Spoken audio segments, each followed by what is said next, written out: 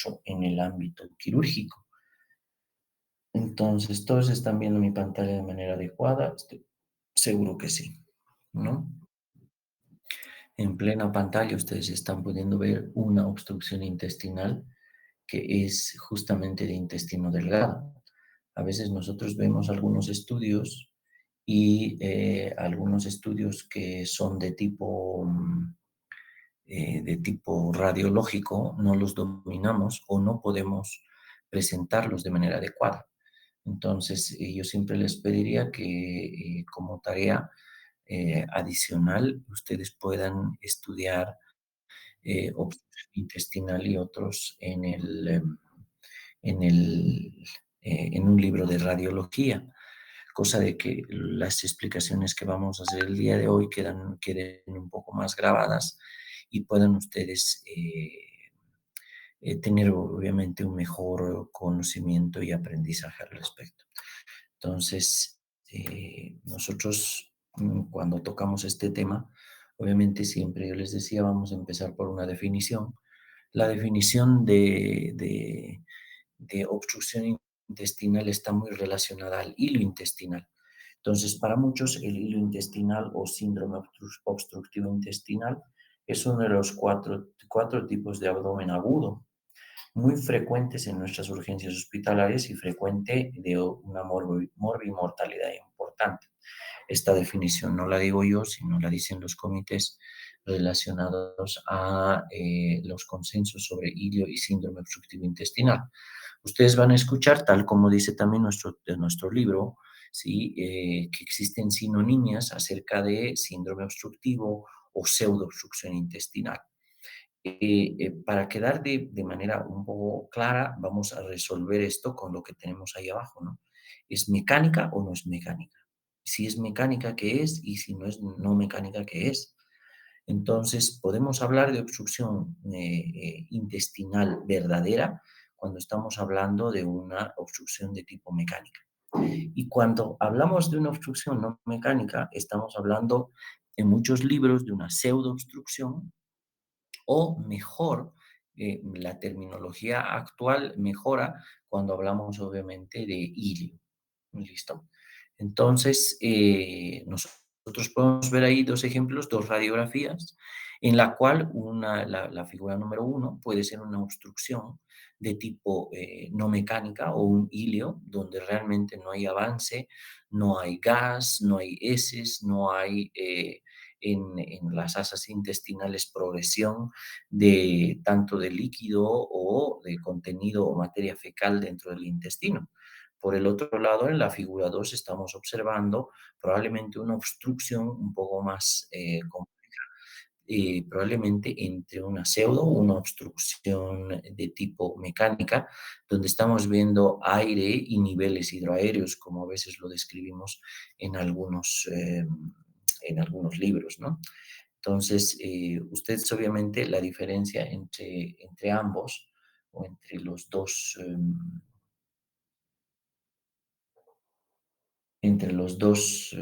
las dos radiografías, obviamente para nosotros puede ser bastante compleja, especialmente si no dominamos los criterios radiológicos, la descripción radiológica y no nos acercamos un poco más hacia lo que significa la definición y los fenómenos fisiopatogénicos que van obviamente hacia este. Se dice que la obstrucción intestinal va desde la época de Hipócrates, obviamente, ¿no? No, perdón, hay algunos que por error, porque como me siguen entrando, en vez de permitirles, no les permití el ingreso. Que intenten, por favor, otra vez sus compañeros a la sesión, que intenten, los he rechazado sin querer. ¿Listo? Entonces, la primera operación registrada de obstrucción intestinal fue realizada por Praxágoras en el 350 antes de Cristo. Entonces, el tratamiento no quirúrgico antes de todo eso era la regla, porque había que reducir hernias, administración de opio, se utilizaba en algunos casos el mercurio y los lavados gástricos, que si bien podrían ayudar en esa época, podían provocar también desastres que llevaban a la muerte. En el siglo XXI, obviamente, la intervención quirúrgica se ha convertido en método de elección, especialmente para las obstrucciones de tipo mecánica. Y obviamente eso ha llegado a salvar muchas vidas y a bajar obviamente la mortalidad de estos pacientes sin que influya mucho en la morbilidad, porque tenemos que tener en cuenta que la patología de base o la causa desencadenante es la que puede ocasionar mayor mortalidad. En cuanto a la epidemiología, puede afectar a cualquier grupo etario. Las cifras de mortalidad están entre el 3,5 al 6%. En ancianos, obviamente, aumenta hasta el 14%. Y, obviamente, las adherencias posoperatorias son la primera causa o la principal causa de obstrucción mecánica a nivel mundial. Todos, yo creo que deberíamos dominar qué son las adherencias, cuáles son los factores de riesgo y obviamente dentro de los factores de riesgo, el hecho de que provoque, obviamente, o que sea una complicación parte de otras, como por ejemplo un fenómeno infeccioso. Un fenómeno infeccioso en un paciente que tiene adherencias, que tiene bridas, que ha sido operado una, dos, tres veces, dependiendo de la causa o independientemente de la causa, incluso puede ser 1, 5, hace 10 años atrás, una infección gastrointestinal como una gastroenteritis puede provocar, obviamente, un fenómeno de este tipo, como una obstrucción intestinal de tipo mecánico por las adherencias. Como les decía, muy alejado a la etiología, pero que pueden, obviamente, desencadenarse por otros fenómenos. Entre ellos, uno de los principales, epidemiológicamente hablando, es las infecciones gastrointestinales. Existen muchas formas de realizar procesos de clasificación, perdón, de las hernias, perdón, de la obstrucción intestinal o del ilio. Entonces, como existen varios tipos de clasificación, uno de estos métodos que podemos nosotros decir que puede ser sencillito, que a veces los tenemos en los libros de cirugía, como los tratados de cirugía de Savistton y otros, está por el origen, que sea mecánica, no mecánica, que eso ya hemos entendido cómo, y lo vamos a entender mejor, obviamente, desde un punto de vista fisiopatogénico.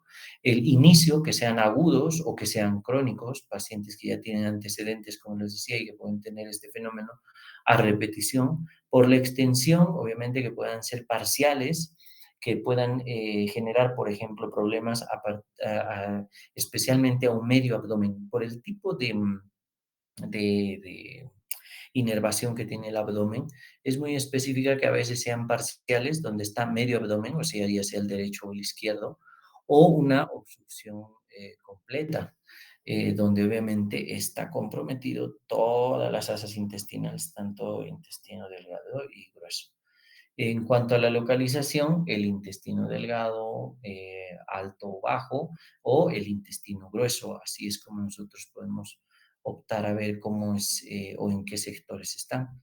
Y los efectos sobre el intestino, obviamente que más que por clasificación nos sirve para ver más que todo la gravedad, estaría el simple, el estrangulado y de asa cerrada, que esa tendría que ver mucho más con la obstrucción de tipo mecánico. Pero encontramos ustedes todas estas clasificaciones que a veces nos puede llegar a confundir mucho en los libros, ¿no? La clasificación básica para nosotros, que eso es lo que yo quiero que se nos quede, principalmente por lo que nos clasifica nuestro libro base, Harrison, ¿sí?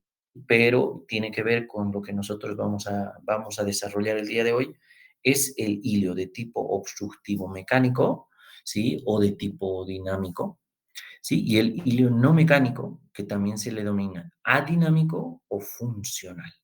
Entonces, yo creo que esta, como habíamos quedado, es la obstrucción verdadera y en muchos casos a esta se le denomina el ilio la pseudo obstrucción intestinal, ¿sí? O un ilio, ¿no? Que es la terminología más correcta que nosotros podemos utilizar. Entonces, como en el libro, nosotros tenemos la obstrucción intestinal, que ese es nuestro tema principal. Entonces, tendríamos esta clasificación básica para que nosotros podamos entender en qué consiste todas estas y obviamente esta clasificación básica nos lleva también a que dentro de la clasificación estén las causas principales. No se olviden que en el hilo obstructivo existen causas parietales, intraluminales y extraparietales.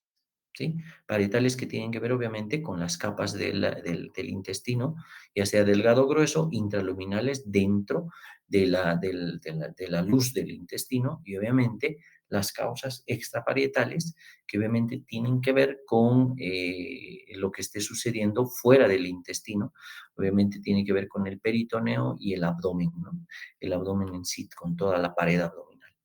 En cambio, en el hilo no mecánico, estas causas ya son directamente con un origen muy específico. Este origen que puede ser muy específico, estamos hablando de un fallo motor neuromioentérico que tiene que ver con muchas causas. Entonces, el fallo motor neuromioentérico es absolutamente parte no solo de la clasificación, sino parte de la fisiopatogenia del hilo de tipo funcional. Entonces, si nosotros entendemos muy bien esta clasificación, que nos lleva un poquito hacia la etiología, por eso está resumido aquí en esta diapo, sí podemos entender la etiología, que la etiología siempre va a ser variada. Estamos hablando de hilo obstructivo y no obstructivo y en cuanto a las causas más comunes. Vemos que las adherencias, que es algo que nosotros debemos conocer, como les decía desde un inicio, están alrededor de un 40%. Y por otro lado, el otro 60%, o dependiendo de la literatura que revisemos, hasta un 45%, por ejemplo, ¿sí? A nivel de la literatura europea. Para nosotros a nivel Latinoamérica, la mayoría de los artículos nos menciona hasta un 60% como adherencias como causa principal, especialmente si esto se da en poblaciones un poco más envejecidas. Si estudiamos estas causas en poblaciones superiores a los 70 años, las adherencias llegan a ser alrededor de un 65 a 70%. Y por otro lado, mientras más joven sea la población estudiada, podemos llegar hasta un 40% que las adherencias sean la causa principal.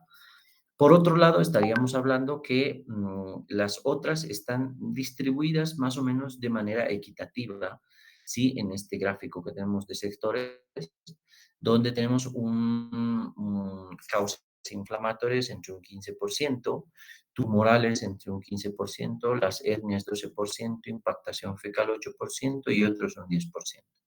Pero vean cómo, si es que nosotros tomamos adherencias, el factor tumoral, las hernias y probablemente la impactación fecal, estamos hablando ya de un tema más o menos acercado a un 75-80% de que son más que todo de causas mecánicas, la obstrucción intestinal. Y dejamos, entre otros aquí, y el tema inflamatorio, obviamente un 20 a 25% las causas que sean de hilo adinámico o funcional, como ya lo habíamos clasificado. Ahora, si bien, como les decía, dependiendo de la literatura, esto puede variar muchísimo, también nos puede ayudar a que esa variación ayude a que nosotros estemos un poco más ciertos factores o nos quedemos con algunos que nosotros podemos ver mucho en clínica. En clínica médica, obviamente, en las rotaciones de clínica médica que ustedes tengan en medicina interna específicamente, vamos a ver más las obstrucciones intestinales o hilo de tipo no mecánico.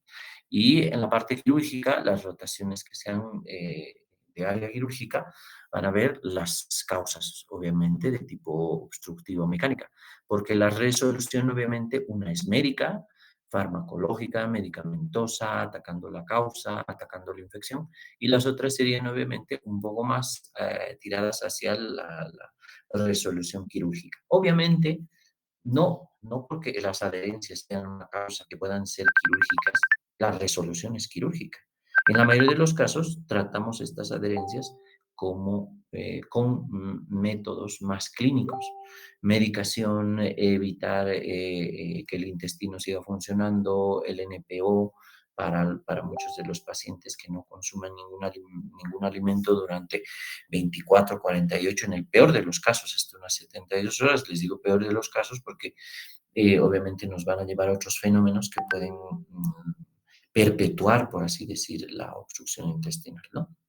Entonces, si nosotros hablamos más que todo de las causas de obstrucción mecánica, que es lo que vamos a resumir muy poco, porque esto toma obviamente el área quirúrgica en general, o debería ser un poco más abordado en el área quirúrgica. Nosotros obviamente tenemos anormalidades intraluminales, ¿no? Entre ellos, obviamente, están los cálculos biliares. Eh, por favor, escriba a alguien al grupo que ya estamos tarde como para que estén ingresando a esta hora. Me perjudica estar cliqueando que un hito por ahí decidió entrar a esta hora. Entonces, por favor,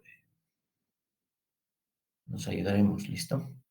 Entonces, como les decía, las anormalidades intraluminales más comunes estarían obviamente los cálculos biliares. Entre los cálculos biliares, obviamente, es una causa o una complicación muy rara, pero está descrita en la literatura y a veces la vemos. Vemos esto en clínica y es difícil hasta llegar al diagnóstico porque a veces el paciente se complica tanto que persiste el dolor, se realizan estudios radiológicos y a veces no se llega a determinar la causa o el origen, y parece un origen metabólico y que no parece quirúrgico, y a veces estamos eh, algunos días batallando con el paciente hasta que se entra en una cirugía y se encuentra que son cálculos. Los cálculos biliares o el hilo biliar, que se lo ve también mucho en algunos libros y algunos artículos que ustedes encuentren, como les decía, es muy rara, pero puede ser ocasionada por una fístula. Esas fístulas colecistoentéricas, o sea, donde la vesícula, por la inflamación y demás, se abre hacia el intestino, especialmente el intestino delgado, el duodeno, donde se libera el cálculo hacia la luz del intestino delgado. Y existen dos lugares donde se impactan estos cálculos, que a veces pueden ser cálculos de gran tamaño, ¿sí? Que llegan a medir unos centímetros de diámetro y que llegan a obstruir en dos sectores muy específicos. Uno es el ángulo de Treitz en la unión duodeno-yeyunal y otro es en la válvula iliocecal. Por el tamaño, obviamente, llega a obstruir de manera muy fácil y muy sencilla en estos dos sectores. Entonces, a veces los estudios radiológicos deben ir dirigidos hacia tratar de ver que no exista un problema de este tipo.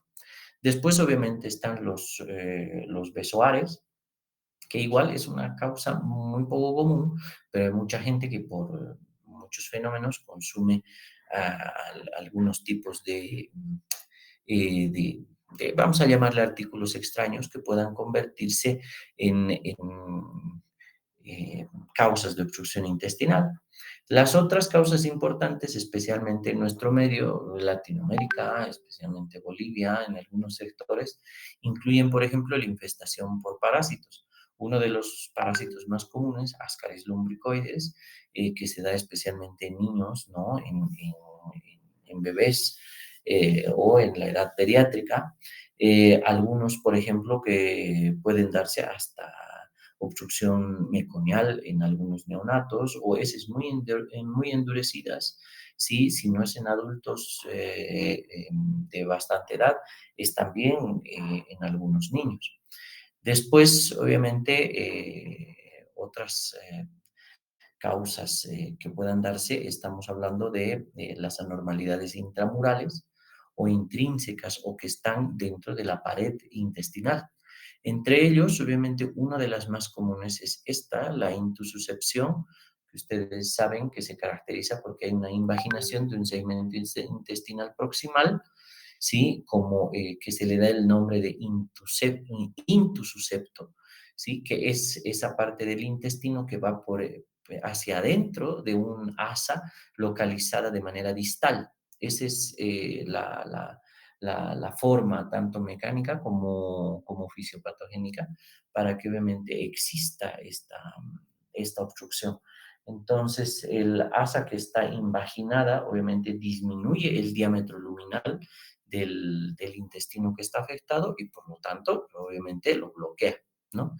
Después, obviamente, estamos hablando de los tumores, especialmente en adultos, en gente adulta mayor, ¿no? O a partir de los 40, 45 años que se dan incluso neoplasias de intestino grueso especialmente. Después estamos hablando también de la presencia de pólipos o divertículo, como el divertículo de Meckel, que casi siempre pueden estar presentes incluso en casos de invaginación. Después, obviamente, están las estenosis por isquemia, que es un tema que ya seguramente han revisado en trastornos vasculares, hematomas intraluminales, especialmente por golpes externos, sí, a veces traumatismo, trauma de abdomen cerrado, atresias, también esta parte de la intususcepción dentro de, como ya había explicado, la enteritis y, y las diverticulitis, perdón. Entonces, en algunos casos, por ejemplo, la enfermedad de Crohn es una causa que puede provocar anormalidades intramurales por los fenómenos inflamatorios y pueden ocasionar estenosis y que obviamente pueden llegar a provocar también obstrucción mecánica. Pero esos son casos raros, son casos que no los vemos mucho en nuestro medio. Lo que sí puedo decirles que vemos en nuestro medio y que pueden ocasionar y que están muy alejados de todo esto, ¿sí? Eh, Son las lesiones actínicas. Muchos, por ejemplo, no estamos familiarizados con la palabra, pero las lesiones actínicas son las producidas por quemaduras por radiación. Una de las más comunes, sin entrar mucho al tema, es las radiaciones, obviamente, por tratamientos hacia cánceres. Cuando se realizan tratamientos específicos, obviamente las lesiones que se provocan a nivel intramural de los intestinos, dependiendo dónde se está queriendo realizar esta radiación específica, a veces puede comprometer la pared y puede provocar, obviamente, anormalidades que causen obstrucción mecánica. También puede ser causa de un síndrome no o pseudo obstructivo, como un ilio, ¿no? Pero lo que sí quisiera que tomen en cuenta mucho es que tengan esta palabra de aquí, este recuadro, dentro de su lenguaje, dentro de su léxico, porque nosotros atendemos y vemos muchos pacientes oncológicos con problemas posteriores al tratamiento, especialmente de radioterapia. Después, obviamente, estamos con las lesiones extraluminales, que ahí están las adherencias ya explicadas, ¿sí? Bridas, en algunos casos se le dicen bridas o adherencias, que obviamente es por la manipulación quirúrgica previa de todo el abdomen y obviamente son principal causa de obstrucción intestinal en los adultos. La brida ocasiona obstrucciones por una angulación, ocasionando una compresión realmente en forma de una E al intestino. ¿Sí? Y obviamente es una obstrucción, como se le puede decir, obstrucción verdadera. Los factores de riesgo para obviamente desenvolver adherencias posoperatorias, como ya les había dicho, están las infecciones intraabdominales, isquemias, cuerpos extraños intraabdominales o en algunos casos hasta gases, perdón, extraños intraabdominales después de cirugía, como las gazas, ¿sí? O incluso hilos de sutura, que en muchos casos a veces se han dado y a veces no los tenemos en cuenta, ¿no? Pero suele pasar, totalmente es un desastre, pero, pero bueno, ha tocado ver algunos casos de este tipo y obviamente es doloroso ver que se hayan cometido estos errores a esta altura, ¿no? Del siglo, donde tenemos mucha tecnología incluso para realizar anotaciones precisas de lo que se utiliza en una cirugía. Es muy común estas bridas y las adherencias en cirugías de abdomen inferior, donde se han realizado colectomías, apendicectomías y también cirugías ginecológicas.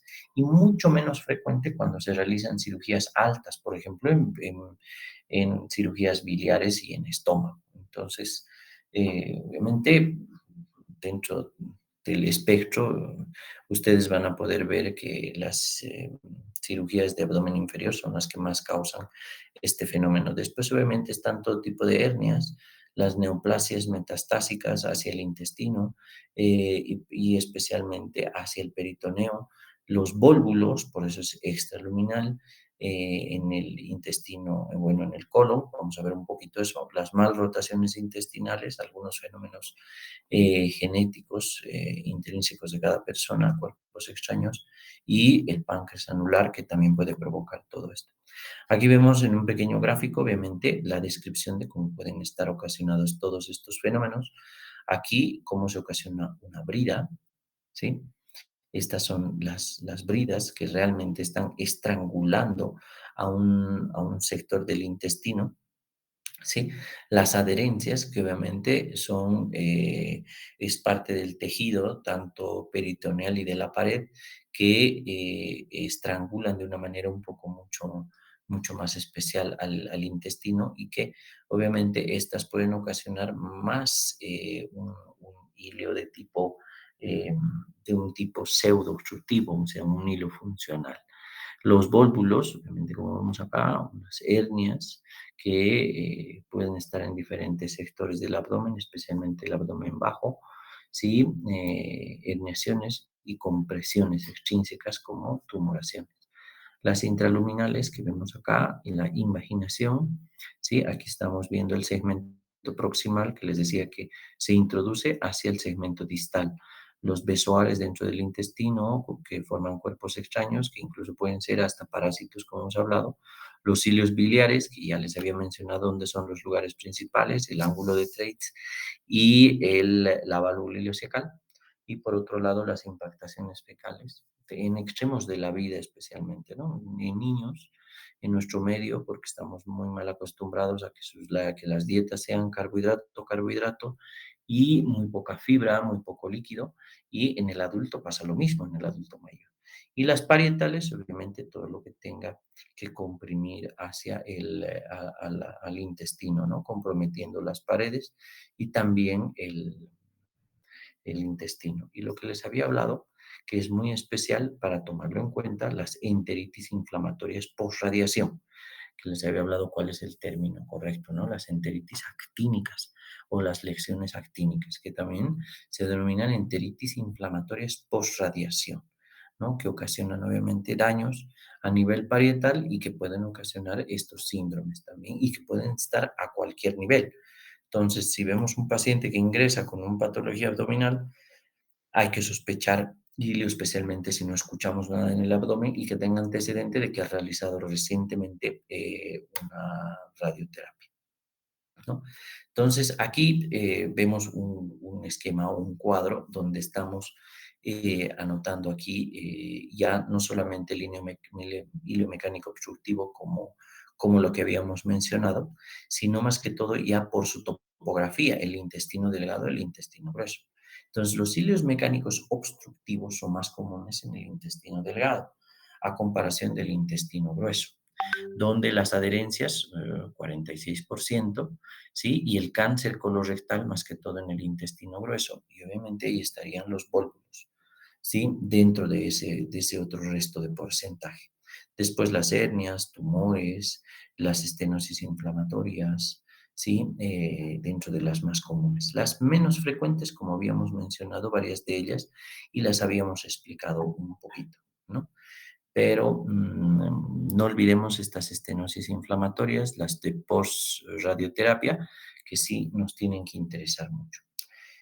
Cuando hablamos de causas ya intraabdominales y extraabdominales, tenemos que tener en cuenta que para esto estamos hablando ya no solamente de un hilio de tipo obstructivo, sino también de un hilio de tipo no obstructivo o adinámico.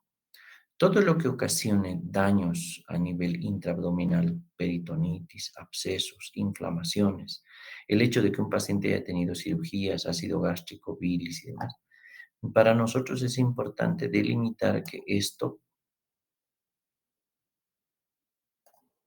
es sí o sí un hilio, aquí vamos a poner aquí, un hilio, ay, perdón, hilio nomás, adinámico, ¿sí? El hilo adinámico o la pseudoobstrucción, ay, perdón, no sé qué está pasando ahí con mi mouse. Voy a poner ahí nomás, ¿listo? Hilo adinámico. Este hilo adinámico obviamente puede tener las mismas causas, tanto intraabdominales y extraabdominales. Muchos de nosotros nos podemos preguntar cómo es que a nivel intestinal puede afectar una neumonía, una insuficiencia cardíaca, los trastornos de los electrolitos, ¿sí? Entre ellos los que manejan mucho en la musculatura, el músculo liso, como por ejemplo los trastornos del potasio, el bicarbonato, las septicemias de cualquier tipo de origen, especialmente si es cercano al abdomen o el mismo tórax también puede afectar. Sí, porfirias, los medicamentos, muchos medicamentos que utilizamos de manera regular pueden ocasionar o alterar la función intestinal. Lesiones en la médula espinal, que si se lesiona a niveles muy específicos, puede ocasionar obviamente lesiones que se traduzcan a nivel de una mala conexión con los ganglios, ¿sí? Del sistema simpático y parasimpático, y por lo tanto esa mala conexión haga que obviamente se traduzca en hilios verdaderos. Pacientes, por ejemplo, con lesiones de médula espinal alta, ¿sí? A nivel, por ejemplo, vamos a no ser tan críticos, a nivel de C6, C7, ¿no? Ustedes saben cuál es el origen del nervio frénico, por ejemplo, que ocasionaría incluso una parálisis, ¿no? Está mucho más arriba. Pero digamos que una lesión entre C6 y C7, una sección completa de la médula por un traumatismo severo, un accidente y demás, puede ocasionar lesiones que vayan a comprometer toda la vía hacia abajo. Y obviamente esta conexión específica se va a alterar. No nos olvidemos que para hablar de esto, y por lo que estoy deteniéndome un poquito de esto, nosotros tenemos un sistema nervioso central, ¿sí? El sistema nervioso central rige todo lo que está pasando hacia abajo. El sistema nervioso periférico para nosotros, sí, el sistema nervioso periférico nos ayuda muchísimo a todo lo que es especialmente la parte motora, pero tenemos un sistema nervioso autónomo. El sistema nervioso autónomo es como una especie de un tercer cerebro a nivel del aparato gastrointestinal, que es el que se conecta y el que manda señales y el que le dice qué cosa está pasando y qué hacer a nivel del sistema nervioso central. Es como que nosotros tuviéramos un sistema nervioso central a nivel craneal y como si tuviéramos un sistema nervioso autónomo a nivel abdominal. Es como si tuviéramos un hemisferio derecho, un hemisferio izquierdo y un tercer hemisferio a nivel del abdomen. Obviamente, no quiero confundir a nadie con haber dicho un hemisferio nuevo, sino que a veces en muchos libros se lo toma como el tercer cerebro, ¿sí?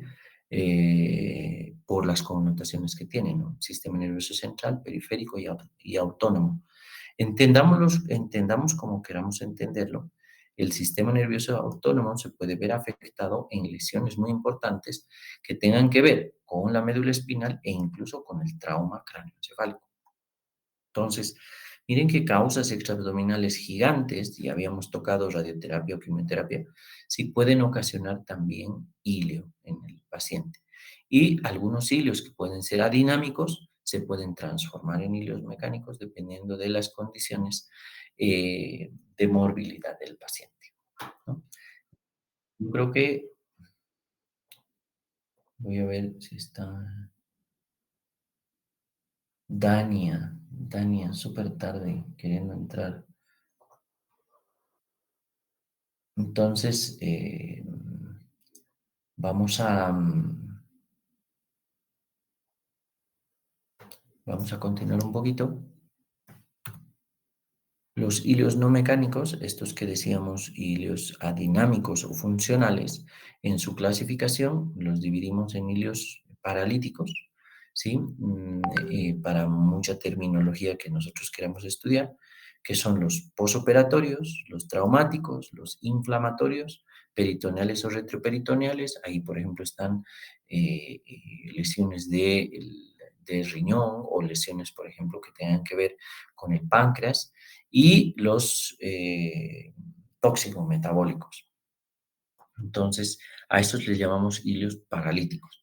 Y la pseudoobstrucción colónica aguda, por ejemplo, que es un tema especial, pero muy bonito, que es el síndrome de Ogilvie, ¿sí? Que tiene que ver, obviamente, con trastornos metabólicos, farmacológicos, enfermedades sistémicas, posoperatorio, neurológico, autoinmune e infeccioso. O sea, todo lo que pueda afectar a nivel sistémico puede también causar problemas, patología colónica aguda, y a eso se le denomina el síndrome de Ogilvie, cuando obviamente la parte del intestino que está paralizado es el colon.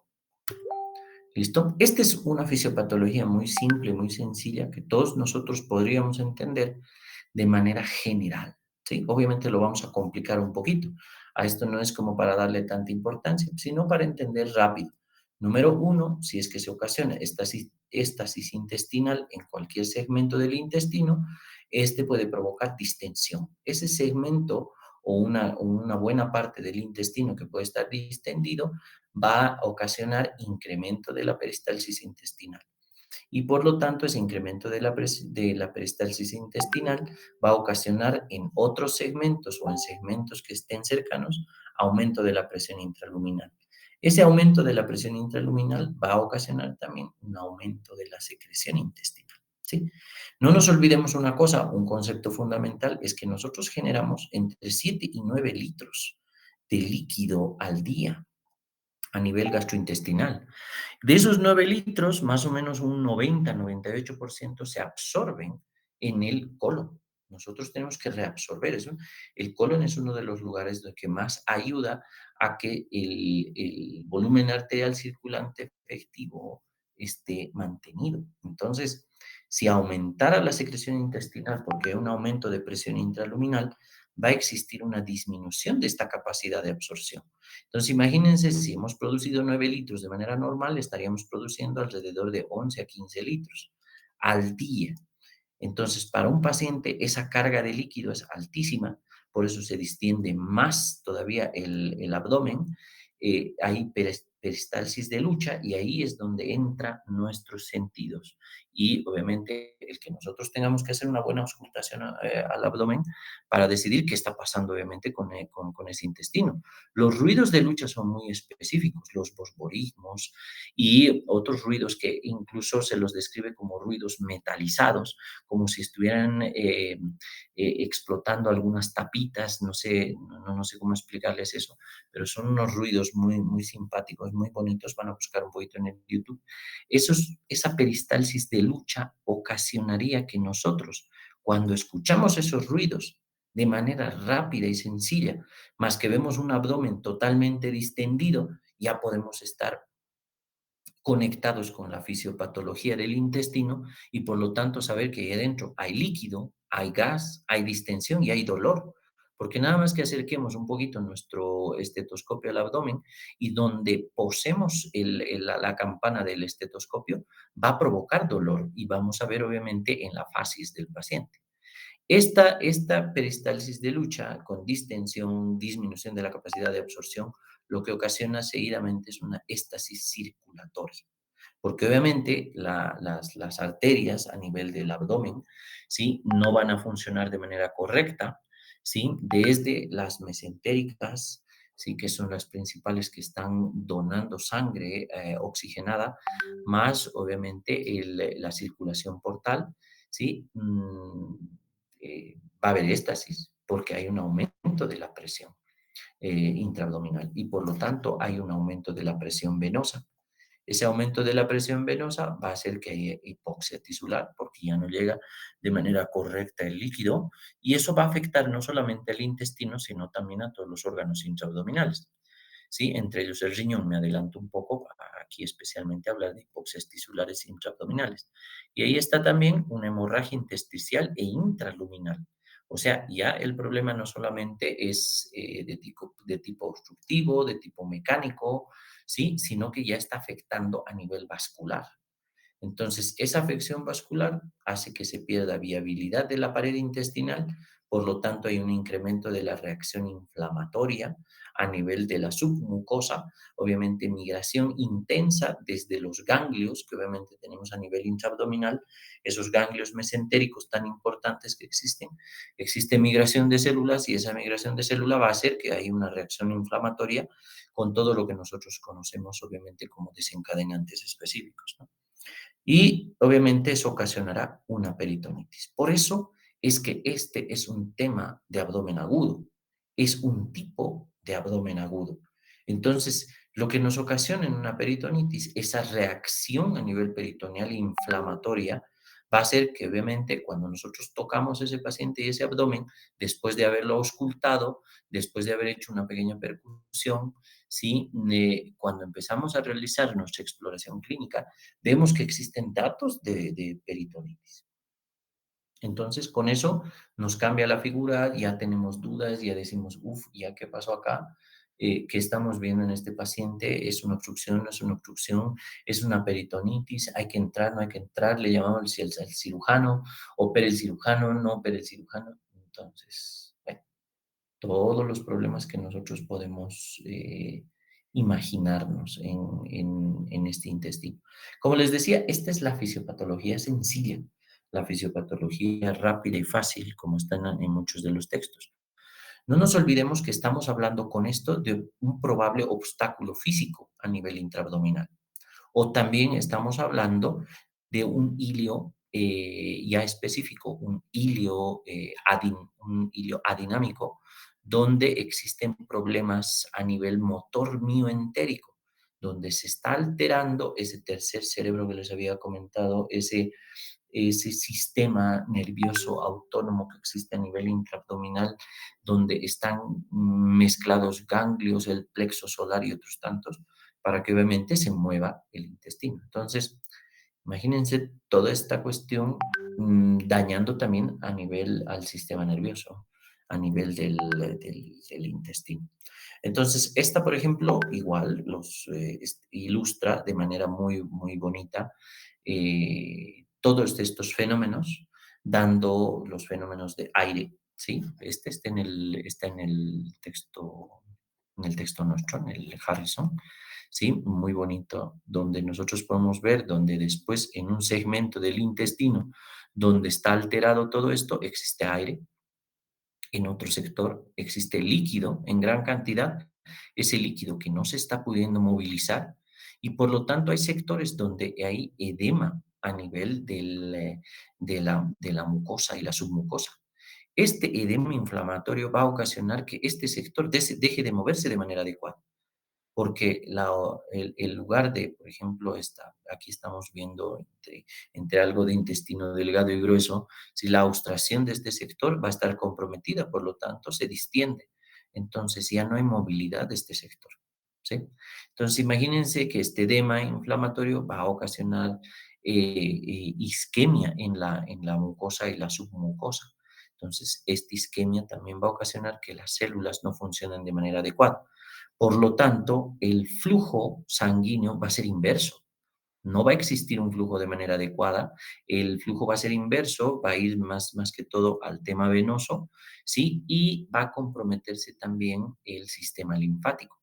Y nosotros aquí obviamente tenemos ahí los plexos, tenemos también los ganglios linfáticos, donde obviamente la colonización bacteriana normal de todo este intestino se va a triplicar o duplicar. No sé si ustedes recuerdan, también está en nuestro libro base, nosotros tenemos más o menos 10 a la 11 bacterias por centímetro cúbico de material fecal o de material intestinal en el tubo digestivo. Entonces, imagínense en un proceso de este tipo obstructivo y en este sector donde todo está obstruido por el punto de obstrucción, ya sea extrínseca, intrínseca, intraluminal o lo que nosotros queramos, ¿sí? En todo este sector, eso se está duplicando, ¿sí? Estamos hablando de 10 a la 20, 10 a la 25 de bacterias. entonces prácticamente esas bacterias que están en gran cantidad y en gran réplica ya están empezando a ingresar con una colonización bacteriana anormal hacia el tejido que está fuera del intestino.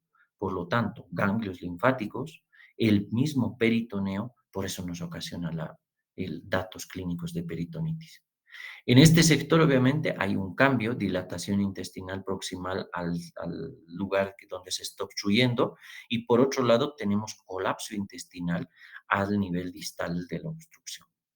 Entonces, no nos olvidemos este fenómeno, que es el que más tenemos que darle importancia, la colonización bacteriana normal desde un punto de vista más clínico. Lo que haya que resolver de manera quirúrgica, obviamente, eso ya tiene que ver con el ámbito quirúrgico. Para nosotros nos importa mucho repetir estos fenómenos y estos fenómenos fisiopatológicos, donde vemos edema, necrosis epitelial, proliferación bacteriana, acumulación de líquido y aire a nivel intestinal. Entonces, nosotros vamos a tomar en cuenta este cuadro muy simpático donde vemos que este síndrome fisiopatológico que habíamos visto puede ocasionar tres fases, pero ya estoy hablando desde un punto de vista no solo fisiopatológico, sino nuestra aproximación clínica que nos da la fisiopatogenia. ¿Sí? Vean acá, está la primera fase, que es una fase lesional, que se le dice fase inicial, una fase reaccional y a una fase de estado, donde el paciente está presentando toda la sintomatología. Muchos de estos casos los pacientes acuden al hospital para obviamente ser atendidos y en otros casos piensan que desde la lesión inicial a la fase reaccional o de estado, donde ya el paciente presenta distensión abdominal, dolor, muchos de los pacientes persisten comiendo, ¿sí? Persisten con la dieta, toma esta sopita, te vas a mejorar, toma este mate, te va a ayudar muchísimo, toma esto y le dan de todo al paciente sin saber que obviamente el sector del intestino que esté afectado, ya sea con una obstrucción verdadera o una pseudo obstrucción, no va a ayudar hacia adelante y hacia atrás lo que siga consumiendo el paciente. Imagínense si le damos líquido al líquido, ¿no? Y habíamos hablado de que producimos 9 litros, que se puede producir entre 11, 15 hasta 18 litros, gracias a todos esos fenómenos que hemos hablado, más los fenómenos de disregulación vascular. Entonces, en este periodo de estado es donde el paciente debería acudir y deberíamos resolver el tema. Pero no, en algunos casos de esta fase reaccional pasamos a otras fases más complejas que son sistémicas y terminamos con una tercera fase que se denomina terminal o donde ha habido ya un fracaso. Desgraciadamente, muchos de nuestros pacientes, especialmente los que no toman en cuenta a la medicina clínica, sino se dedican un poquito más a la medicina tradicional, llegan en esta fase, donde el paciente ya está en una fase de fracaso, ¿sí? Para los que entienden, y sé que hay muchos que entienden, aquí hay solamente dilatación para el tránsito, aquí va a haber dolor, va a haber un síndrome de respuesta inflamatoria sistémica, luego va a pasar una sepsis, a un shock séptico y en una tercera fase a un síndrome de disfunción orgánica múltiple, donde puede haber casi irreversibilidad del cuadro. Entonces ya podemos ver cómo se va a presentar, cómo es el síndrome clínico y cómo nos va a ir con el paciente y dónde lo vamos a atender. Por acá podríamos haberlo atendido seguramente en emergencias y tratar de resolver el caso y la cirugía, internamiento en sala, pero lo peor es cuando vamos a todo esto y vamos avanzando, sabemos que todo esto ya va a ser en una unidad de cuidados intensivos, duplicando los gastos, los esfuerzos y probablemente no con buenos resultados. Disculpen, voy a tomar algo para aclarar un poco la voz y vamos a empezar con esta primera fase inicial.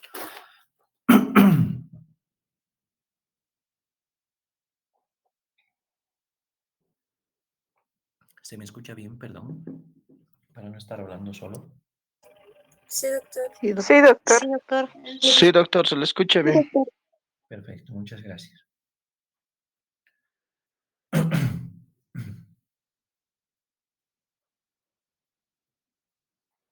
Entonces, vamos a hablar un poco de esta fisiopatología, ¿no? Obviamente, cual fuere la causa que nosotros estemos tratando en el paciente, ya sea un segmento del intestino que no esté trabajando bien o ya sea que existe algo que está obstruyendo, va a haber obviamente una serie de pasos como los que habíamos hablado ya antes a nivel no solamente local, luminal, sino también bioquímico, inflamatorio, celular y neurohormonal por cada sector. Entonces, eh, ya sea cual fuere la causa, todo esto se une en solo este fenómeno, un síndrome patológico general, así como está llamado en este cuadro, donde iniciamos obviamente estas tres fases, ¿no? La inicial o lesional, donde la evolución es más o menos rápida, según el tiempo en que tarde en el paciente en darse la clínica, ¿sí? Y obviamente estaríamos hablando de la fase reaccional o de estado y la tercera fase de fracaso, donde hay falla orgánica múltiple. Si nosotros hablamos, obviamente, de la fase lesional inicial, ¿sí? Donde estamos viendo acá, ¿sí? Son fenómenos que ocurren específicamente en las asas intestinales, donde obviamente en las asas intestinales lo que van a ocasionar es una parada del tránsito intestinal. Entonces, esta parada del tránsito intestinal por fenómeno mecánico funcional, ¿sí? Termina obviamente en otro tipo de fenómenos, ¿no? La dilatación de estas asas. En estas asas entonces se van a dar tres mecanismos de alteración específicas, como ya habíamos hablado: alteración de la motilidad, acumulación de gases y de líquido. Y por último, obviamente, una alteración del microbioma intestinal. Entonces, nosotros obviamente tenemos que tener en cuenta que en esta fase inicial el microbioma, ¿sí? Intestinal es uno de los más importantes de nuestro organismo. Prácticamente dependemos. Ahora ya han salido una serie de artículos, actualizaciones para el que quiere estudiar un poco más. El microbioma o la microbiota intestinal tiene que ver con el microbioma general de todo el cuerpo. Y aquí probablemente en el intestino se encuentra uno de los microbiomas más grandes y, como decimos, responsables de prácticamente más de nuestro genoma, ¿no? No somos genoma humano, ya les había dicho en algunas clases, tal vez más en prácticas, somos más genoma bacteriano y viral y de hongos que genoma humano en nuestro organismo. Por lo tanto, la alteración de este microbioma intestinal, gracias a un fenómeno de dilatación y demás, ya puede ocasionar algo que a futuro va a ser parte de la fisiopatología, ¿no? La alteración, obviamente, de la motilidad intestinal va a ocasionar un cambio mioeléctrico en todo el intestino. Hay segmentos donde hay hiperperistaltismo con el intento de que se quiere superar el obstáculo. Por eso es una lucha del intestino que está queriendo trabajar hacia adelante. Pero a veces en ese interín de querer trabajar hacia adelante, los fenómenos mioeléctricos también hacen que esas ondas peristálticas vayan hacia atrás. Ya entenderán por qué muchos pacientes incluso vomitan, ¿no? Tienen vómitos de tipo retentivo, como está ahí en nuestro cuadrito. No sé si ven la manito, no sé, también para ver si estoy con una manito ahí. No, no estoy con manito, ¿sí? En este fenómeno, bueno, no puedo tener manito ahí, pero ustedes están viendo ahí, aquí está mi manito, los vómitos por rebosamiento, obviamente, esos vómitos para nosotros son los vómitos de tipo retentivo, donde obviamente la cantidad de líquido no puede avanzar y por lo tanto tiene que retornar. Entonces, esa alteración de la motilidad obviamente ocasiona vómitos negruzcos, que muchos confunden incluso con hemorragias digestivas. Entonces, muchos piensan que esos vómitos retentivos son de hemorragia, son bastante fétidos, son muy fuertes, ¿sí? Y uno no olvida cuando los huele, obviamente, ¿no? Entonces, las paredes del intestino están edematizadas, hay dificultad en el retorno venoso, en la circulación, y obviamente todo ese fenómeno ocasiona ocasiona acúmulo de líquido. Ya habíamos hablado de la cantidad, vuelvo a repetir, estamos entre 9 a 10 litros que nosotros producimos, tanto con líquido, los fluidos, los electrolitos, ¿sí? El líquido pancreático, el líquido biliar, ¿no? También con lo que se haya producido entre los alimentos. Entonces, habíamos hablado de cuánto debería absorberse y cuánto no se está absorbiendo y en la mucosa intestinal, especialmente en el intestino grueso, entre un 80 y un 90%. Si no se absorbe, obviamente se queda. Como consecuencia, gran cantidad de líquido se queda en éstasis.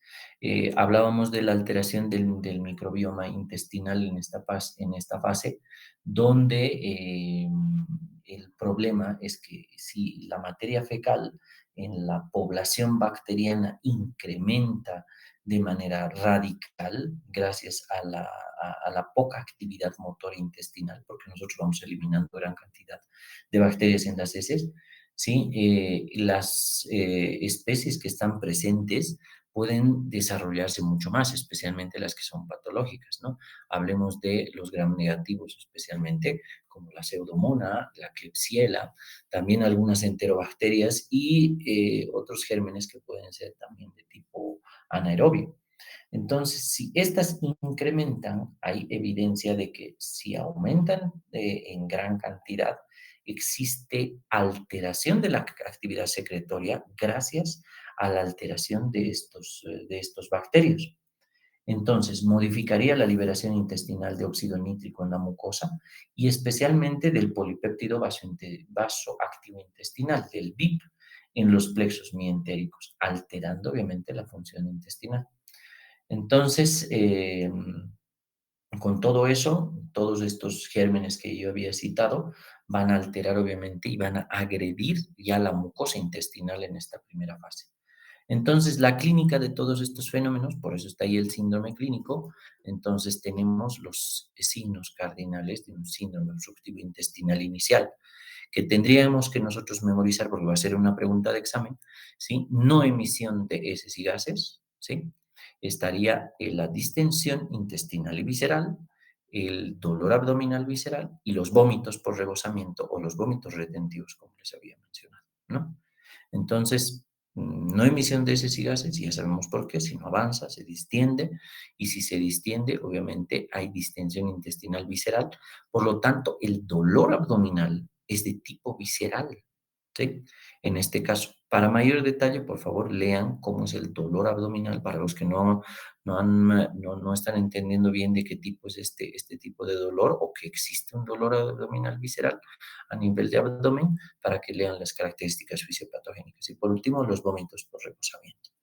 Entonces, esta sería obviamente la clínica gracias a todo lo que hemos observado y gracias a lo que he podido explicar hasta este momento. Luego nos vamos obviamente con una segunda fase, una fase de estado ante la situación obviamente que nos ponemos en la afección visceral. Sí, con todos los cambios que nosotros tenemos, obviamente existe una reacción ya local que se genera en la cavidad peritoneal, tanto a nivel de las vísceras como también del peritoneo. Esta va a ser una respuesta, se le denomina respuesta víscero-peritoneal. Entonces, aquí ya se sitúa la segunda fase, o segunda fase reaccional o de estado, donde esta primera fase nos dice que hay una respuesta víscero-peritoneal, donde todo todavía está en abdomen. Donde se ocasiona, obviamente, esta respuesta víscero-peritoneal es porque hay asas dilatadas, paréticas, edema intenso, con alteraciones ya de la vascularización. Entonces, obviamente con el fracaso de la microcirculación y el edema que habíamos hablado en ese dibujito tan simpático, la dificultad ya del aporte arterial y del drenaje venoso, por lo tanto, no le llega buena cantidad de oxígeno, no le llegan nutrientes adecuados a las mucosas, a la mucosa intestinal, y el drenaje venoso también está comprometido por el edema de los mesos. Entonces, eso hace que exista una situación ya un poco más radical y grave, por lo tanto, ocasiona isquemia. Entonces, existen isquemias parciales en ciertos segmentos del intestino, ¿sí? O donde esté muy comprometido, pero esta isquemia parcial porque nosotros sabemos que la vascularización está sostenida por varios vasos y varias formas para que el intestino no falle, pero obviamente si no se hace algo por solucionar el caso, la isquemia puede ser persistente y puede ser obviamente progresiva. Entonces ya se dan fenómenos que nosotros ya conocemos. Cuando ustedes han hablado, por ejemplo, de accidente vasculocerebral, de síndrome coronario, siempre han visto fenómenos de isquemia y reperfusión que son tóxicos, ¿sí? Porque un sector que no está funcionando, de repente no le llega sangre y de repente sí le llega un poco más, porque se mueve el intestino, porque se dilata, le llega un poco más sangre. Por lo tanto, hay llegada de oxígeno de manera anómala. Tomen en cuenta estas palabras, por favor, isquemia, reperfusión, ¿sí? Que si bien es parte de nuestro lenguaje en este sector ya del cerebro y de corazón, especialmente donde ustedes han llevado mucho de esto, es que el oxígeno es tóxico. Y el oxígeno tóxico llevado a áreas donde se están reperfundiendo genera radicales libres. Por lo tanto, la generación de radicales libres tienen un poder alto que es citotóxico, que es lesivo, y esos radicales libres obviamente llevan a que se desencadene una respuesta neuroinmune y humoral peritoneal. Entonces, en todo el abdomen, por lo tanto, y estamos encontrándonos con una peritonitis. ¿Sí? Entonces, miren cuán interesante en cuanto al fenómeno fisiopatológico es el fenómeno de isquemia y reperfusión. ¿Sí? Gracias al oxígeno, radicales libres y por lo tanto una reacción local que se denomina obviamente ya una peritonitis. ¿Sí? Entonces, con todo esto estamos hablando de que hay defensas, de que hay obviamente una reacción fagocitaria, una reacción también linfocítica y obviamente de todos los productos que controlan estas células, ¿no? Interleucinas, interferón gamma, factores de necrosis tumoral. Entonces, hay fenómenos de defensa peritoneal. Por lo tanto, clínicamente va a aparecer como una peritonitis. Y lo último que va a ocasionar todo esto, porque no existe un buen drenaje linfático, obviamente la translocación bacteriana. Interesante término, ¿sí? Pregunta de examen, obviamente, en qué consiste, cómo es, etcétera. Sí, por todo lo que estamos explicando, la translocación bacteriana, que no es nada más y nada menos que desde la luz intestinal, ¿sí? Hay bacterias que van a aparecer ya en la circulación portal linfática vía transparietal, porque las uniones intercelulares se ven comprometidas y como hay bacterias muy agresivas, obviamente penetran por todas estas uniones de manera fácil y llegan a la circulación sistémica. No se olviden un fenómeno importante, como pregunta de examen, la translocación bacteriana, en qué es, qué dice y cómo se representa, ¿no? La definición específica. Por lo tanto, para nosotros va a haber una clínica de toda esta parte y que obviamente va a ser dolor abdominal somático agudo, ¿sí? Contractura de la pared abdominal y vómitos reflejos. Es como si esto fuera una cascada que está siguiendo desde el dolor primero que era visceral, ahora ya tenemos un dolor somático y agudo. Entonces, estos dos tipos de dolor bien diagnosticados según toda nuestra semiología y todo lo que hemos aprendido, podemos ver en este tipo de pacientes. Y cuando ya vemos contractura de la pared abdominal, en nuestras historias la reflejamos como severa defensa muscular. Entonces, nada más estamos acercando la mano un poquito y ya nosotros vemos que hay contracción de ese abdomen, de esa musculatura. Por lo tanto, a esto aunado por vómitos por rebosamiento, ya vienen vómitos reflejos por los fenómenos también que habíamos hablado en la anterior fase y ahora le estamos viendo. Por lo tanto, se genera obviamente ya un poco más, sin ir muy lejos, una siguiente fase, una segunda fase de respuesta ya sistémica, porque esto era local hasta aquí, ahora ya se vuelve la respuesta sistémica, con todo lo que hemos hablado que están haciendo las células bacterianas, con todo lo que estamos hablando que están haciendo contra las células, ¿sí? El reclutamiento de linfocitos, de macrófagos y otros, la alteración a nivel del sistema de circulación portal, la conjugación con el trabajo con el hígado, que es uno de los lugares donde tenemos a los macrófagos más importantes en el organismo, ¿sí? Que están las células de Käfer, obviamente vamos a tener una respuesta inflamatoria sistémica. Entonces, cuando obviamente no se contiene a nivel intestinal todo esto, esto ya se vuelve ya un poco más sistémico.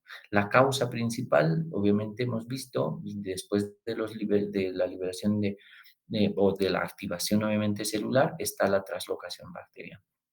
Entonces, esto simplemente el resumen del SIRS es que existe una gran cantidad, ¿sí?, de citoquinas y mediadores inflamatorios que están producidos ya en demasía, que pasan a la circulación sistémica y que van a ir hacia todo el resto de órganos, ocasionando ya varios desastres, desde el sistema nervioso central, que van obviamente hacia el hipotálamo, produciendo obviamente disregulación de la disregulación específica de la temperatura, provocando obviamente fiebre, estados subfebriles primero y luego fiebre franca y otros tantos. Entonces, todos estos mediadores obviamente ocasionan, ya les decía, a nivel del sistema nervioso central, disregulación de la temperatura, a nivel cardiovascular, ocasiona un aumento del pulso, ¿sí?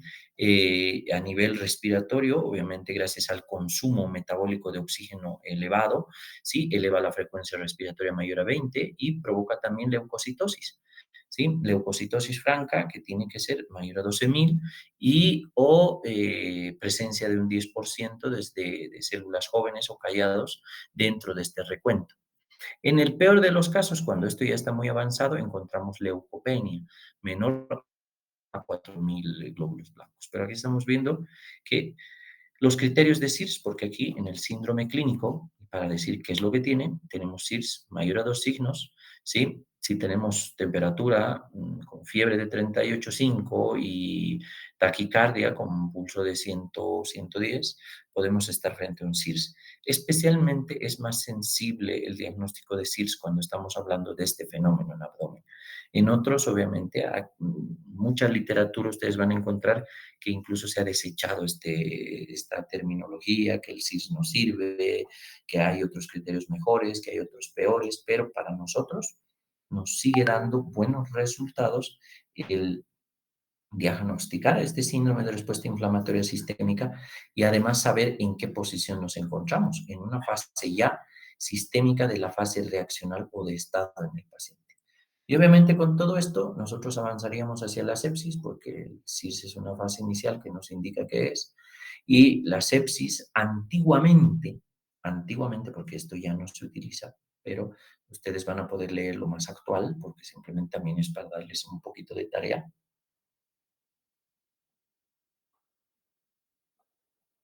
Los signos de SIRS más una infección documentada o clínica o microbiológica, como por ejemplo el lugar, que puede ser el intestino, sí, ya es una sepsis, pero les dejo, como les decía, un poquito más para que ustedes puedan ver el, el- el- la definición actual y qué es lo que obviamente hay que hacer, ¿no?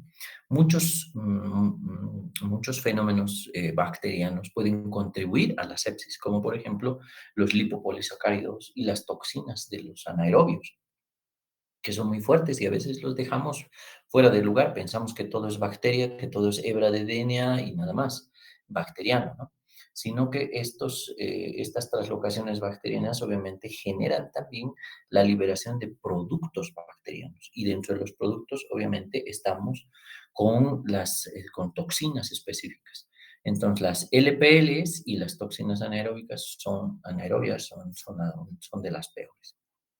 Entonces, ya tenemos una sepsis, el paciente puede estar con una gravedad ya sustanciosa porque ya hay compromiso de varios órganos y podemos ya tener una sepsis ya grave donde hay disfunción orgánica de por lo menos un órgano, ¿no? Pulmones, riñones, hígado, sistema cardiovascular.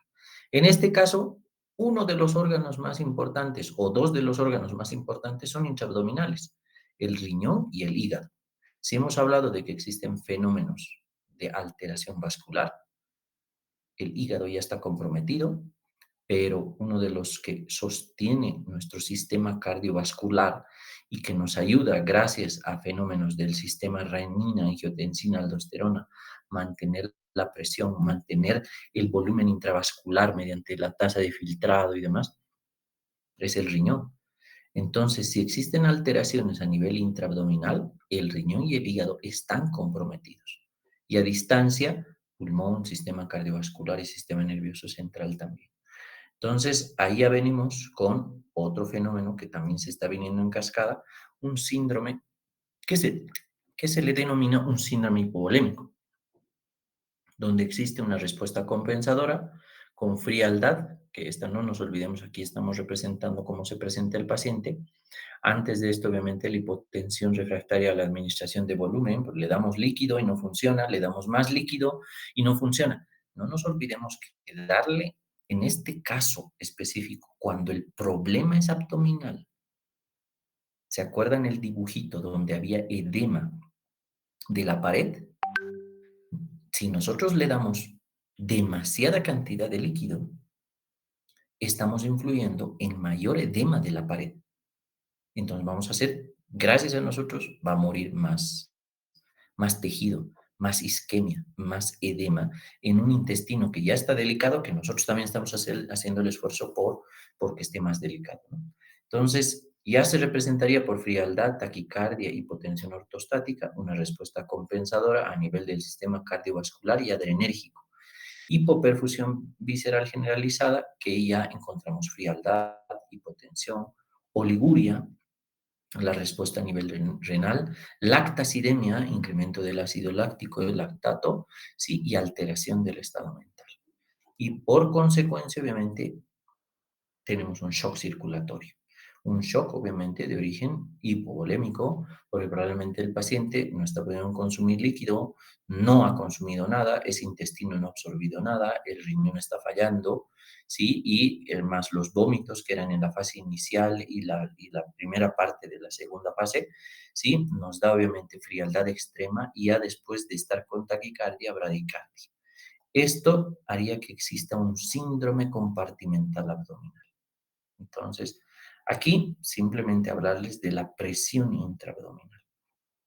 Va a ser una pregunta de examen, la presión intraabdominal, cuánto es lo normal y a cuánto debe subir para que nosotros digamos que tiene o no tiene una patología. Ahorita vamos a ver, sí, para no dar valores ahorita, lo tenemos en una diapositiva extra, ¿sí? Pero la presión intraabdominal es específica, así como tenemos una presión intracraneal, así como tenemos una presión intratorácica, que están mediadas obviamente por otro tipo de presiones, por sistemas circulatorios específicos. Sí, a nivel abdominal nuestra presión es específica. Muchos de nosotros hemos debido sentir aumento del compartimento abdominal, especialmente cuando es Semana Santa, sí, van a comer mañana muchos, 1 o 2 platos, es que yo era católico en realidad, entonces me gusta el maicillo, ¿sí? Le voy a pegar unos 5 maicillos, ¿sí? Porque ha traído mi mamá, ¿sí? No se olviden de qué está hecho el maicillo, y un poco de fruta, comeré banana, ¿sí? No hay que comer carne, comamos huevo, ¿sí? Entonces ahí incrementamos la presión intraluminal con bastantes gases y muchos han sentido cómo es tener un abdomen distendido. Un abdomen totalmente distendido donde hay aumento de la presión intraabdominal. Eso multiplíquenlo con la presencia de líquido, problemas vasculares, todo lo que le ha pasado al paciente, ¿sí? Donde el síndrome compartimental abdominal, que si no es bien diagnosticado, ya se presenta con colapso cardiovascular, fallo hepatorrenal, por eso hablaba del hígado y del riñón, alteración del estado mental y distensión abdominal extrema. Por lo tanto, ya estamos hablando de mayor compromiso a nivel sistémico. ¿Y qué nos queda? Ya una tercera fase que probablemente ya es prácticamente irreversible y que va con este síndrome compartimental abdominal. La tercera fase, que es una fase terminal, o ya podemos llamarle incluso de fracaso. Esta fase de fracaso, obviamente, es un síndrome ya de disfunción orgánica múltiple, donde es la principal causa de muerte en estos pacientes y significa que hay un fracaso y en toda la reacción defensiva. Una progresión, obviamente, de las citoquinas, de las linfoquinas, de los productos bacterianos, de que están presentes a nivel sistémico, que ha empezado con SIRS y que ha culminado obviamente con un shock severo y que obviamente ya la falla en muchos casos puede ser irreversible. Hagamos lo que hagamos, a veces estos pacientes ya están destinados a fallecer, porque la falla es tan intensa que ese intestino ya no encuentra camino para resolver el tema de edema, isquemia, traslocación y otros. Imagínense la cantidad de bacterias que deben reproducirse y que obviamente deben ese ecosistema total de bacterias, virus y hongos que se duplican o se triplican en este tipo de pacientes, especialmente si tardamos mucho en llegar al hospital, ¿no?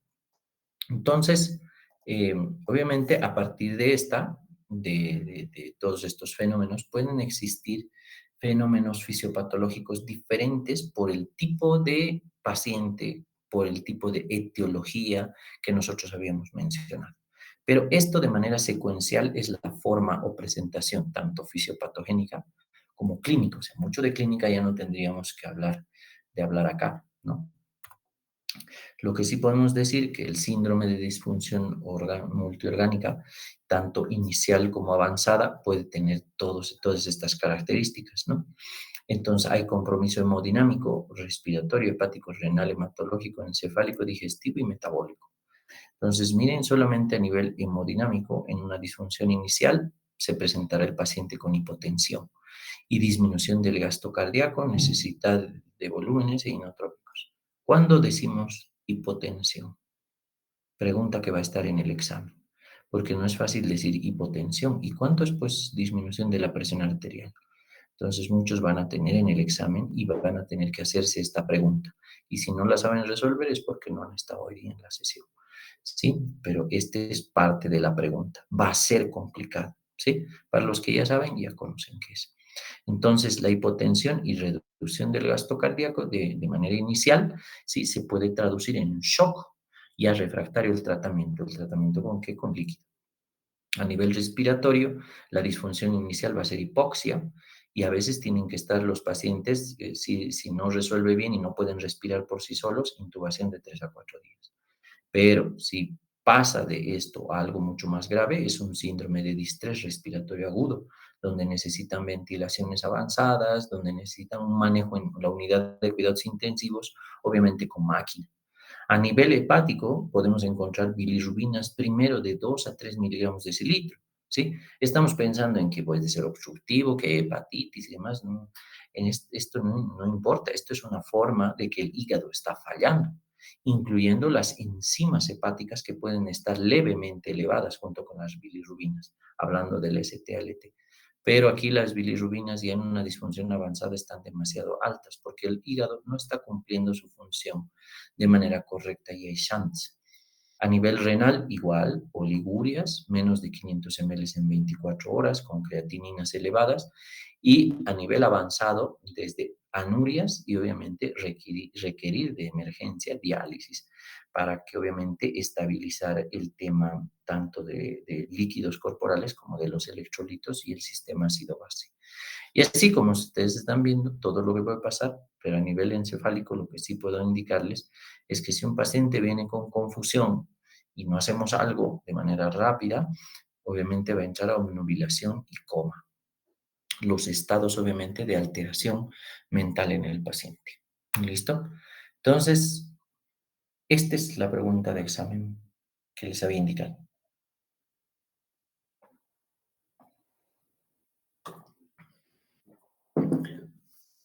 Donde la acumulación de líquidos intraperitoneal sumada a la ocupación de la cavidad peritoneal por asas paréticas progresivamente distendidas elevan la presión intraabdominal, que se le denomina en muchos libros la PIA, ¿sí? Esta PIA existen muchas formas de realizar la medición. Para muchos de ustedes, el que quiera estudiar un poco más, obviamente puede leer, ¿sí? Para mis grupos de prácticas es obligatorio, ¿sí? Especialmente para los que van a llegar este lunes, ¿sí? ¿Cómo se mide? Esto es pregunta para ellos. ¿Cómo se mide? ¿Cuáles serían los sistemas de medición de la presión intraabdominal? Existen métodos directos e indirectos. Obviamente algunos que nosotros utilizamos, métodos rudimentarios y métodos, como les decimos, un tanto, se me fue la palabra, un tanto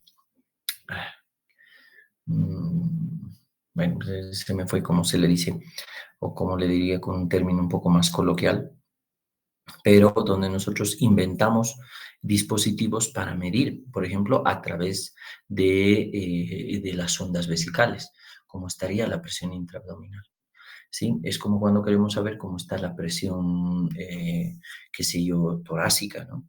Como queremos saber cómo están las presiones a nivel del ventrículo derecho, la presión en cuña capilar, o sea, metemos un catéter, que es el catéter de Schwann-Ganz, y con eso averiguamos cómo están las presiones. Pero, ¿cómo medimos la presión intraabdominal? Para el que quiere saber más, ya sabe, y para el grupo de prácticas es tarea. Entonces, la presión intraabdominal está más o menos entre 5 a 7,5 milímetros milímetros de mercurio, perdón. ¿Sí? Entonces, esa es una presión normal a nivel intraabdominal. Pero cuando a veces se va elevando y sobrepasa los 20 milímetros de mercurio, ya se considera una hipertensión intraabdominal extrema, donde comprime directamente la vena cava inferior, riñones y hígado. Entonces, aquí estamos hablando de la última fase de un síndrome de disfunción orgánica múltiple, que si no hemos influido en la presión intraabdominal y no hemos ayudado a que esos intestinos mejoren en su actividad, obviamente, mm, primero se comprimen y se alteran todos los órganos intraabdominales y luego su repercusión a través del diafragma a los órganos que están afuera, ¿no? Que son los órganos intratorácicos.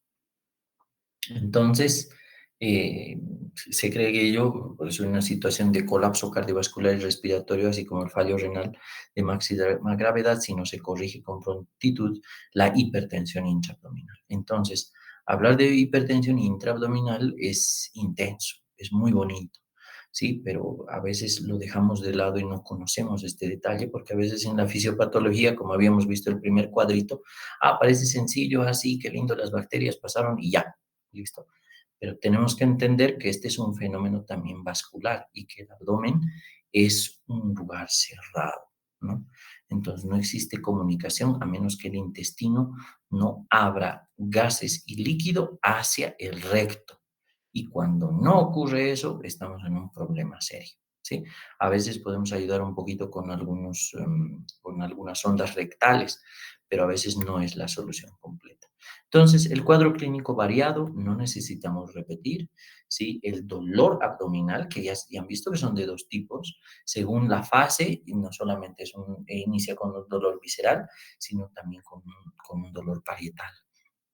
Hay distensión, hay vómito, alteración de los hábitos intestinales y obviamente la ausencia de canalización de gases.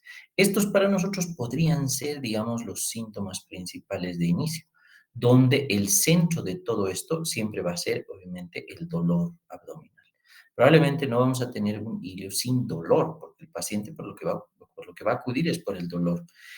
Lo demás incluso deja de lado, ¿no? Sí, está un poco hinchado, que ya me va a mejorar, y tomaré sopa, ¿no? Tomaremos sopa de pollo. Entonces, sopa de pollo y grasa al intestino, donde ayudamos a que funcione la colecistocinina, se libere sales biliares y hagan tremenda cantidad de gas en el intestino. Entonces, para que vean, la sopa de pollo no es pues curativa, ¿no? Pero a eso le llama mucha gente sopa blanca, ¿sí? A veces la sopa blanca está hecha de más grasa que otra cosa porque hierven huesos y no sé qué menjunjes, ¿no? Cosas que están, cosas que no deberíamos consumir como humanos, pero mucha gente consume, desde vísceras y hervidos de hueso, ¿no? Es un desastre, bueno, todo lo que hace a veces nuestra gente por falta de conocimiento y por médicos que nosotros también les empecemos a enseñar un poco más. Por lo tanto, el diagnóstico sindrómico y diferencial de un síndrome obstructivo intestinal, si bien ya tenemos una resolución por la parte fisiopatológica, creo yo que han entendido cómo son las fases y cómo se presenta el paciente. Y según el tipo de hilio, obviamente con un mecánico simple, un hilio mecánico complicado o un hilio adinámico, ¿no? Aquí estaremos hablando de las dos partes. Toda esta es más que todo de tipo obstructiva y esta segunda parte sería la parte no obstructiva. Obviamente, todo lo que está aquí adentro de este cuadro de obstructivo, sí o sí va a tener el paciente, ¿no? ¿Qué es lo que más nos importa y de lo que obviamente tienen que dedicarse un poquito en el Harrison? Porque lo otro es más quirúrgico y creo que está muy bien reflejado, ¿no? Es que el iliodinámico, el dolor abdominal va a ser continuo, sordo, difuso, poco intenso. Los vómitos, hay vómitos tardíos, intermitentes, hay fáciles, tipo rebosamiento, ¿sí? Y vómitos fecaloideos, como les hablaba también, y los vómitos retentivos, ¿no? Huelen muy mal y parecen, muchos confunden con una hemorragia digestiva porque parecen vómitos poráceos. Después, la distensión es difusa, hay ausencia de gases, sí, hay afectación obviamente tardía del estado general, de la respiración, del pulso y otros. Y a la inspección abdominal a veces la distensión es difusa, a veces a la palpación no hay mucho dolor o no hay datos de peritonismo. Hay timpanismo difuso y alternante, por eso muchos abdómenes lo catalogan como un tablero de ajedrez, ¿sí? Y por eso es importante realizar una buena percusión. Y a la auscultación, obviamente, hay ausencia de ruidos. El que no haya ruidos intestinales ya es para nosotros una característica fundamental. Ahora, ¿cuántos son los ruidos intestinales normales? ¿En qué sectores? ¿Qué diferencia hay entre ruidos intestinales de intestino delgado y grueso? Eso es para repaso semiológico y puede estar obviamente en el examen. Cuidado, confundan eso porque es parte también de lo que ustedes ya han llevado. Entonces, en muchos de ellos, como hemos hablado parte de la clínica, vemos un poquito de radiología, que es lo que nos ayuda. Cuando no tenemos estudios súper grandes, el examen radiológico con series abdominales nos ayuda mucho. La serie es que hay que hacer obviamente radiografía de abdomen de pie y en posición supina. Mucha gente no conoce esta radiografía, especialmente en posición supina, ¿sí? No sé, a veces confunden, ¿sí? Estas radiografías de abdomen, pero son radiografías que basculan porque los aparatos nos ayudan obviamente a echar al paciente y luego bascularlo para que la radiografía sea de manera correcta. Muchos solo conocen esta, que es la radiografía de abdomen de pie, que es la más común, ¿sí? Y solamente pedimos esa y dicen, bueno, es que quiero solamente radiografía con el enfermo de pie. Y menos se les ocurre tomar una radiografía de tórax, ¿no? Si bien hay esta sensibilidad, pero esta debería ser la serie radiológica como para tomar. Entonces, la tríada clásica de obstrucción en el examen radiológico va a ser asas de intestino delgado dilatadas, mayores a 3 centímetros, niveles hidroaéreos y ausencia de aire distal. Esta es una tríada clásica radiológica, ¿no? Asas dilatadas, niveles hidroaéreos y ausencia de aire distal, a donde supuestamente nosotros podemos estar viendo el fenómeno obstructivo, ¿no? Entonces, veamos acá todos pueden decir, a ver, cuál es cuál, dónde estamos y qué es lo que tiene, ¿sí? Nosotros en la radiografía A estamos viendo obviamente dilatación obviamente del intestino, ¿sí? Con presencia de edema de la pared, estamos viendo todo ahí blanco, ¿sí? Y obviamente esa distensión más de 3 centímetros de un intestino es totalmente anormal. Y obviamente para todos tiene que llamarles la atención. Esto puede ser compromiso más que todo de intestino delgado, ¿no?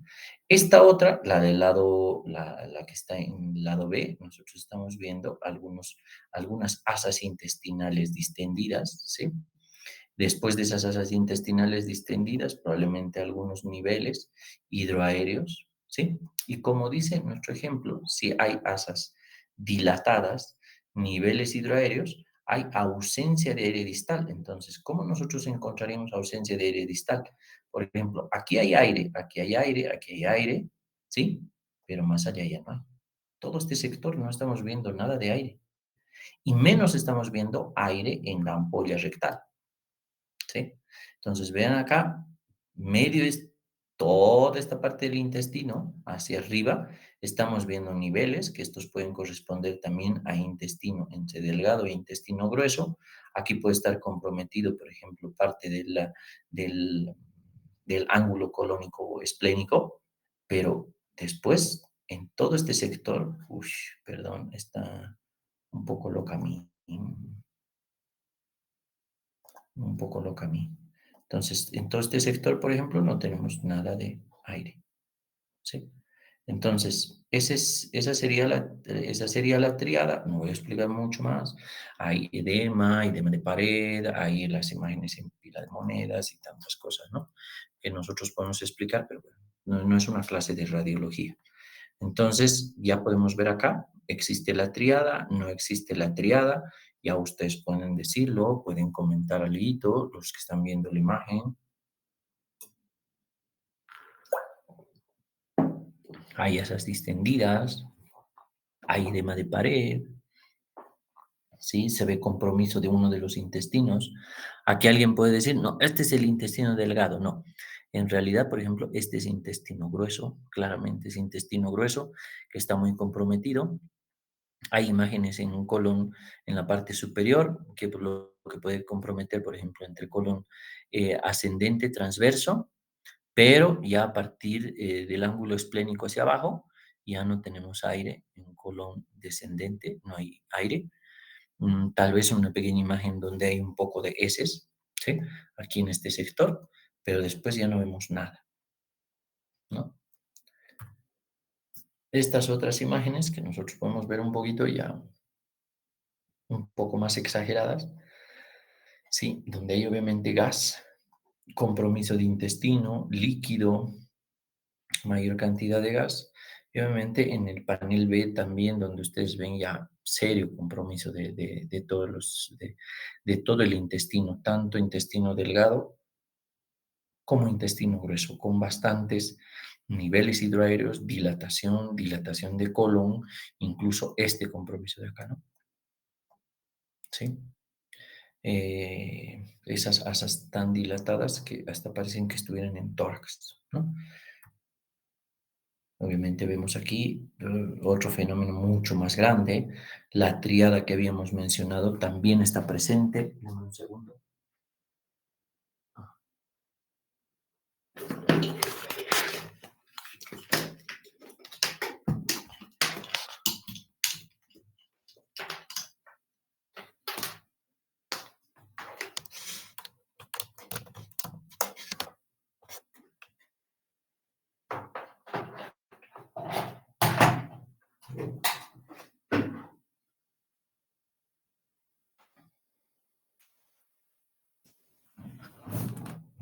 Entonces, esta, por ejemplo, que es una imagen muy común, esta ya es de un vólvulo, ¿sí? El signo del grano de café, que para muchos de nosotros tiene que ser una imagen muy patognomónica, donde ustedes la encuentren.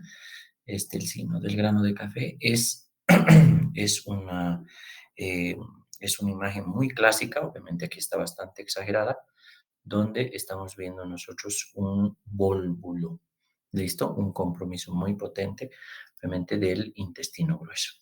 Después los estudios, obviamente, de tomografía computarizada tienen una sensibilidad del 80-90%. Hay dilatación proximal del intestino, descompresión distal de intestino, contraste intraluminal que no pasa más allá de la obstrucción, intestino distal con poco gas. Hay muchas situaciones donde se proscribe el utilizar contrastes, incluso vía oral o doble contraste, como se le dice, pero porque pueden ocasionar obviamente más desastres en un intestino que no está funcionando. En algunos casos también parte del contraste es agua, para ver obviamente hasta dónde progresa el líquido tipo agua y hasta ahí es como avanza también en el paciente, ¿no? Entonces nosotros vamos a ver varias de estas imágenes, como ustedes las están viendo.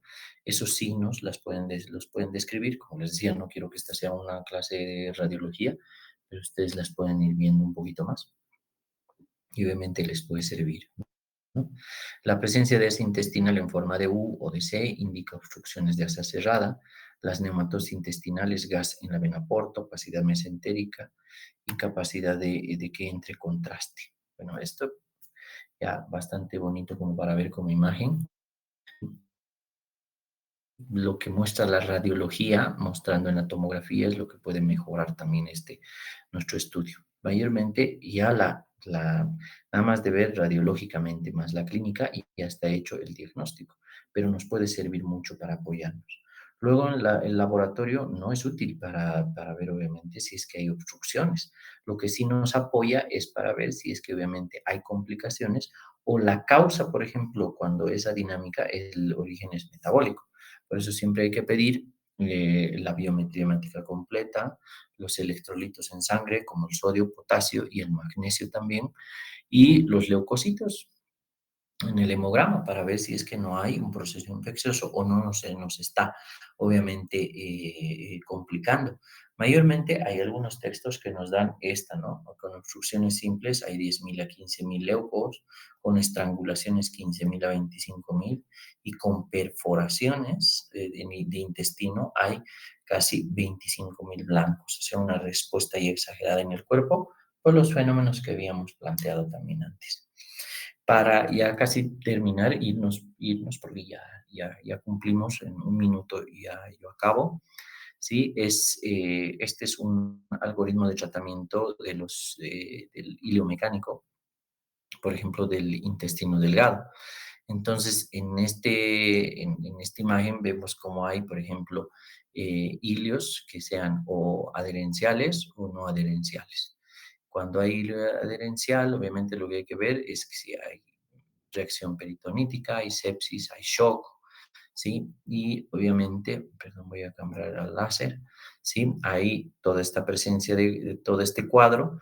Lo que nosotros tenemos que hacer, obviamente, como manejo es reanimación con líquidos, ¿sí? Y obviamente realizar cirugías de emergencia, especialmente si está muy complicado el paciente. Las cirugías de emergencia van a ayudar a descomprimir incluso la presión intraabdominal en el paciente. Obviamente, los estudios para realizar, si nosotros ya hemos hecho buenas radiografías, estarán las tomografías y especialmente se toman tomografías con contraste endovenoso porque hay que ver cómo está la parte vascular. Si hay obviamente con las tomografías contrastadas y el informe de la tomografía nos dice signos de isquemia y estrangulación, entonces hay obviamente de bajo grado y de alto grado cuando es adherencial y cuando no es adherencial igual de alto grado o bajo grado. Entonces ahí está la presentación obviamente clínica, ¿no? Del paciente. Si hay riesgo o no hay riesgo de isquemia. Entonces esto según las fases en las que encontremos al paciente. En muchos casos, los síndromes adherenciales, ¿sí? Si no requieren obviamente cirugías, se tratan con tratamiento conservador, se realizan internamientos de 3 a 5 días, en algunos casos ya se resuelve, otros de 1 a 2 días. Y si no hay respuesta, obviamente hay que recurrir a la cirugía o la laparotomía y la laparoscopía urgente. Entonces, probablemente no nos tardamos más de 1 a 3 días en tomar conducta si es que el paciente progresa, no mejoran los signos, no mejora los exámenes de laboratorio, persiste datos de SIRS y demás, ¿no?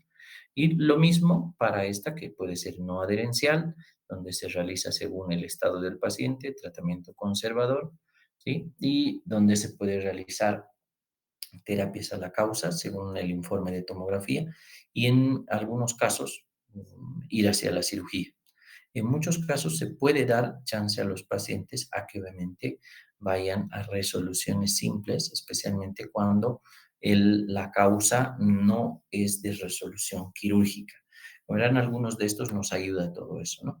El manejo, obviamente, en algunos casos tiene que ser quirúrgico, el manejo operatorio, preoperatorio, eso ya tiene que ver un poco más con la parte de cirugía, ¿sí? El manejo quirúrgico estará en válvulos, en hernias estranguladas, ya cuando el paciente se presenta con peritonitis o obstrucciones de asa cerrada, ¿no?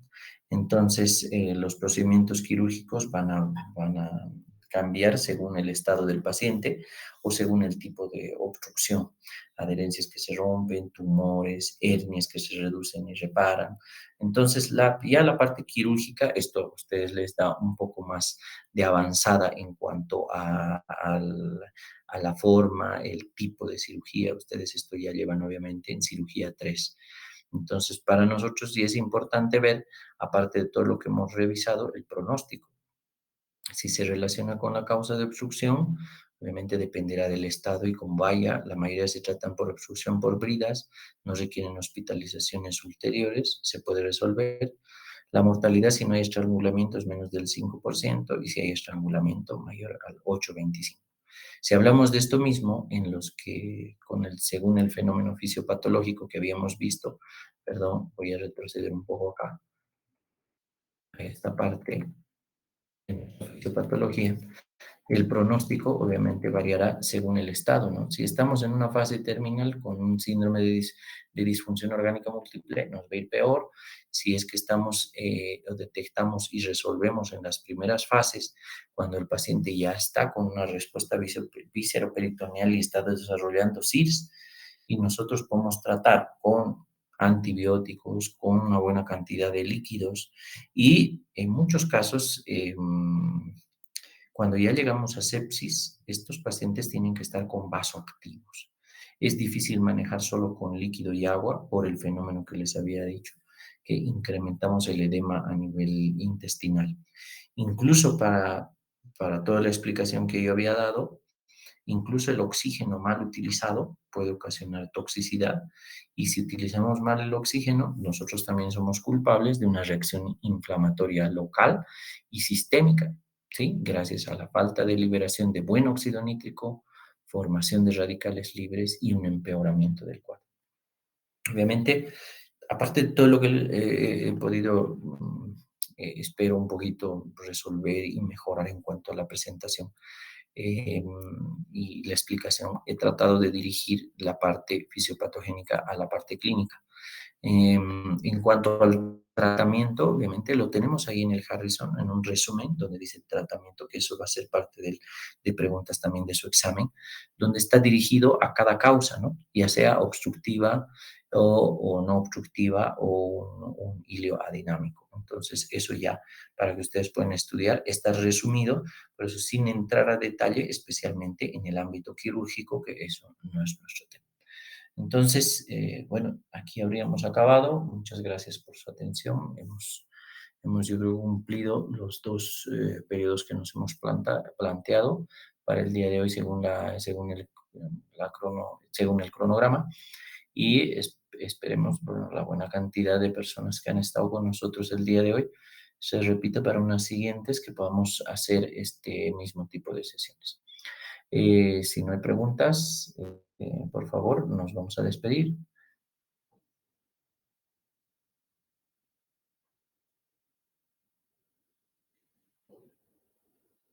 ¿Listo? Entonces, no creo que haya mayores preguntas. Espero que